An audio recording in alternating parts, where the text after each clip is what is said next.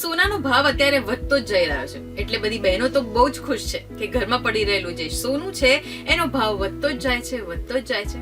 પણ શું તમને ખબર છે કે ઘરમાં સોનું રાખવાનો પણ એક કાયદો છે? હા, જો તમને એ નિયમો વિશે ના ખબર હોય ને તો જાણી લો આજના વિડીયોમાં. gujaratsamachar.com સાથે હું છું હેલી.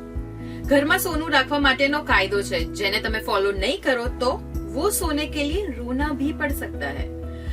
શું તમને ખબર છે કે એક ફિમેલ 250 ગ્રામ જેટલું સોનું ઘરમાં રાખી શકે છે, પણ જો એ ફિમેલ મેરિડ હોય તો 500 ગ્રામ જેટલું સોનું રાખી શકે છે વગર કોઈ પ્રૂફે.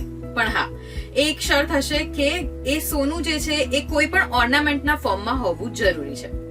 પછી એક મેલ મેરિડ હોય કે અનમેરિડ હોય એ 100 ગ્રામ જેટલું સોનું રાખી શકે છે વગર કોઈ પ્રૂફે. એટલે જો ઘરમાં 4 સભ્ય હોય, મમ્મી, પપ્પા અને 2 દીકરી, તો તમે કુલ 1100 ગ્રામ સોનું ઘરમાં રાખી શકો છો વગર કોઈ પ્રૂફે. પણ જો એના કરતા 1 ગ્રામ પણ સોનું વધારે હોય તો એનું પ્રૂફ હોવું જરૂરી છે. નહીં તો according to section 115 BBE of income tax તમારે એની ઉપર ટેક્સ અને પેનલ્ટી 2 ભરવા પડશે. પણ કેટલું ભરવું પડશે એ નક્કી થશે according to the section 271 AAC of income tax act 1961.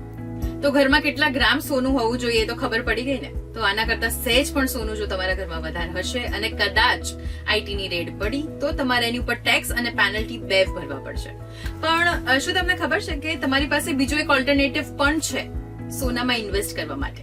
Physical ગોલ્ડનું એક ઓલ્ટરનેટિવ છે સોવરીન ગોલ્ડ બોન્ડ્સ, અને ગોલ્ડમાં ઇન્વેસ્ટ કરવા માટે એક સારું ઓપ્શન પણ ગણાય છે કારણ કે એ આરબીઆઈ દ્વારા સમર્થિત છે.